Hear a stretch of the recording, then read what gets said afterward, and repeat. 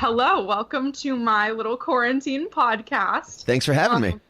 Yeah, absolutely. I'm very excited to do this. So you have been broadcasting from home? So I'm actually the only one currently still going into the studio. So what we did in Seattle was basically locked down. And obviously in Seattle, we had to deal with the coronavirus a little earlier than the rest of the country. Mm-hmm. So a lot of people, the non-essentials, if you will, for the broadcast, so salespeople, promotions people were asked to work from home at this point almost 2 months ago. Oh, wow. And then Alabama, Evan, and Carla Marie have been broadcasting from home for about 2 weeks now. Okay. Yeah, so. All right. So was it like a mandatory thing for them to broadcast from home, or did you guys come to the decision when it first started happening? It was a little bit of both. We kind of decided we were going to do that anyway, and then the whole company did the same thing. So for our sports team, the one producer and co-host is going in. So basically one person from every show. I think our, which one? I think Cube is coming in there. They have two people on their show. I think they're both coming in every day. Okay. But the rest of us decided, because it also depends on who you live with at home. Like one of our sports hosts has a girlfriend with a comprised? What's the word I'm looking for? Compromised. There we go. Immune system. Okay. I just woke up like an hour ago. No, you're so good. He started broadcasting from home pretty early because he didn't want to put his girlfriend at risk. So it's a case by case scenario for the most part. But I am prepared if I need to just completely self quarantine to broadcast from my apartment. Okay, so did iHeart give you the equipment, or did you have any of it already at your house beforehand? So the main thing, and you probably see a lot of people posting about the Rodecaster, which is like a little control panel. We actually, Carla Marie and I purchased that back in June because we were doing live podcast. And it just made sense to use this to have all the things we need in there. So we actually had that. The laptop is mine. The mic is mine. The stand is the company's because it's actually like a good radio stand. But a lot of the stuff is mine. But they did have kits available for everyone that didn't have their own gear. Okay. Yeah. All right. That's awesome. Okay, so you guys just celebrated your 1 year of the show completely as a full team. I'm assuming you guys were planning on doing something bigger in studio to celebrate that, but with the social distancing, you had to kind of make do at home. We never even got a chance to plan anything because this happened so early. Because we weren't going to plan like 2 months out from our birthday party or anniversary or whatever. But yeah, we definitely would have done something. We would have had probably some drinks in the studio, some guests, some food, decorated a little bit, and actually really like played it up. But, it is what it is. Yeah. So what did you guys do at home to celebrate instead? How did you make that work? We just we talked about it on air, but we didn't really do anything. We had a call on Thursday with the whole team, like our whole Kiss FM team, just a little happy hour call. But in terms of like celebrating the birthday, we didn't really do anything. It's a weird vibe. Yeah, I know. Definitely weird. How has your content been forced to change at home, if it has at all? It definitely has a little bit. Because with some of the things that we do, like our benchmarks are dirty little secret.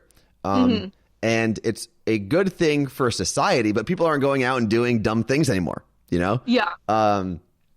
So we're not getting a ton of new dirty little secrets. We still have some. And then with Let Them Know or Let It Go, it's a benchmark where people call us for advice. Usually it's work, school, relationships, stuff like that, dating. And a lot of that's just not there anymore. Yeah. So we do have to kind of pivot, but we're still trying to make sure that we're not just talking about the coronavirus every single break because we're not a news station, so you can't really do that. But everything is viewed through the lens of what we're dealing with as a society now.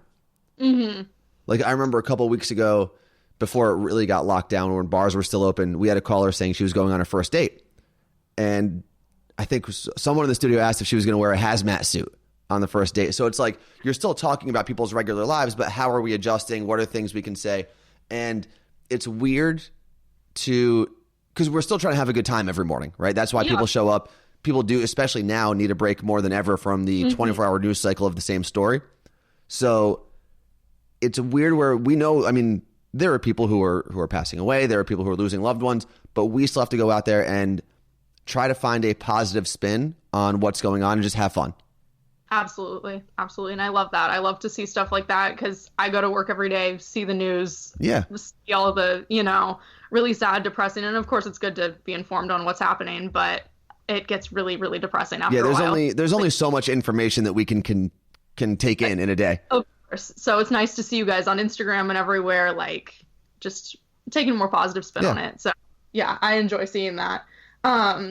Has it been relatively difficult to keep the consistent like behind the scenes videos, podcasts, things like that going? We don't do our last call podcast anymore. Until we're all back in the studio, basically, because one of the issues is there really isn't a ton of content. I hate using that word, but content. Anyway, so we're trying to make sure that all of our efforts are focused on the actual show. And the good thing is that show is then turned into a podcast for the on-demand show anyway. So there still is that on-demand content that people can listen to whenever they want, which is super important now because people's schedules are off too. Oh, absolutely. If you don't have to wake up in Seattle or the greater Seattle area, a lot of the commutes are long. A lot of the people are commuting for 2 hours. So if you don't have to commute for 2 hours and you just have to show up to work at 9 o'clock on your laptop, a lot of people aren't driving to work or waking up early, but they can still listen to us on the app, on podcasts, whatever it happens to be. So making sure that we're really letting people know where they can find us is also super important. Absolutely. And then I know you guys do a lot of the behind the scenes videos. I've seen you edit things like that. Yeah. I love seeing that on Instagram, but has it been hard to kind of keep up with things like that? Because a lot of it's usually in studio stuff. Yes, our in studio setup is great. We have 6 cameras, I think, or 5 cameras that we can switch between, and the quality is great. But what we're doing now is we're all using at the moment Microsoft Teams to connect, so we can all see each other. So I record that screen similar to what you're doing now, and then I just cut that down. So the video quality isn't as good, but we also updated our video package that goes around it to signify that we're all home. There's a little lower third that says where everybody is in Washington. So we've adjusted and we're still doing it. It's just not as much. Yeah, definitely. No, I love to see that too. And it must be weird adjusting to things like that because you're so used to going in studio every day and having those cameras. So you obviously have to still go in studio. And how did you guys decide that you would be the one to go in studio? Because I'm the one that runs the board. It just made sense. I know I work with our engineers basically on a daily basis, and then before the coronavirus hit. So when it comes to the technical stuff, I do a lot of that anyway. So it just made sense. Okay. Do you know if any of your ratings have like changed, gone up, gone down since all of this has happened? So we haven't gotten the official book, I don't think, from the moment when everyone really had to stay home when the lockdown started and essential business or non-essential businesses were closed. But up until I think the most recent ratings book we've had, everything has been pretty consistent. There will be a change. Definitely. And whether it's the amount of people that are listening. And I think the other thing you have to remember is there's going to be a change because of the way that the ratings are done. We're still getting the same people that text in every morning are still listening to us, but they're listening at home on the app, which doesn't count. They're listening to us maybe a little delayed on the podcast version of our show, which doesn't necessarily count. So the amount of people listening in their cars, of course, is going to change. And we'll see that and we'll make adjustments. But I think at the same time, it's going to change for everybody.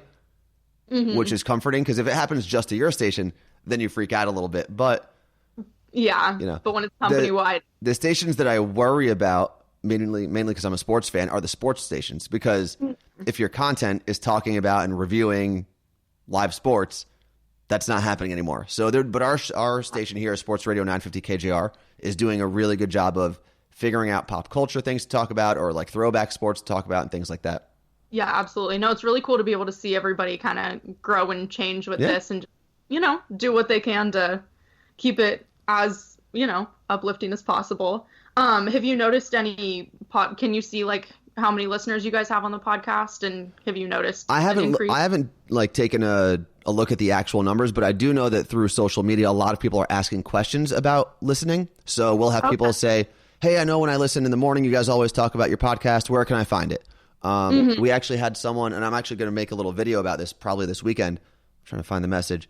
She was like, hey, you know what you should do? Talk to your people at iHeartRadio and see if they can make an alarm clock app so I can wake up to your station. So I was like, it's actually in the settings if you dive in there. So it's showing people where they can get to your show or your station. Yeah, that's awesome. And do you think that radio listeners will increase during all of this versus like Spotify? Do you think people are listening more? I think yes. The people that, especially people who are maybe alone in their apartments or homes or don't have to worry about kids running around or anything like that, people who really are lacking human interaction, we've gotten a lot of that from people. If we have them on the phone for like a game or whatever, they'll actually say or text us afterwards, like, that was the first time I talked to someone other than like my mom on the phone in 2 weeks. Yeah. So I think you will see people who are reaching out looking for connections and human interaction, definitely tuning in more. Yeah, no, and of course I love to keep up with everybody that I know in the industry and everything, but I've noticed more so now that I can't go out and see my friends and see the normal people that I see on a daily basis, that I'm sitting in my room alone and turn more towards radio and listening to that to feel more of that human interaction than just going on Spotify and listening to the same songs over and over. So and that's the anchor of radio, really, is the connectivity and the familiarity with the shows and the audience. Yeah, and I feel like this is bringing that back for some people who maybe went to Spotify more and Apple Music and streaming. Is there anything else that you would like listeners to know? We're still here. We're still doing it on a daily basis. We're going through a lot of the aches and pains that you're also going through. I mean, if you listen to our show now, there are times where even though we are all seeing each other on video, because there's a little bit of a delay, we'll start talking over each other, or the hand signals will get mixed up. But that's what happens with everyone as they're doing social happy hours on Skype or whatever app, or what's it called? Zoom. So we're dealing with a lot of the same things. We're also getting bored at home when we're not working. So I think that's, again, with the anchor of radio, it's like we're doing the same things you are at home, and we're having conversations about it. How are you dating while you're stuck in quarantine? If you can't go to a bar, are you watching a movie on Netflix with someone you never even met in person yet? You just met on Tinder or Bumble. So we're doing those types of things. And then we'll still throw in dirty little secrets every day to make sure that you get your little escape from the kind of monotony of today. Yeah, absolutely.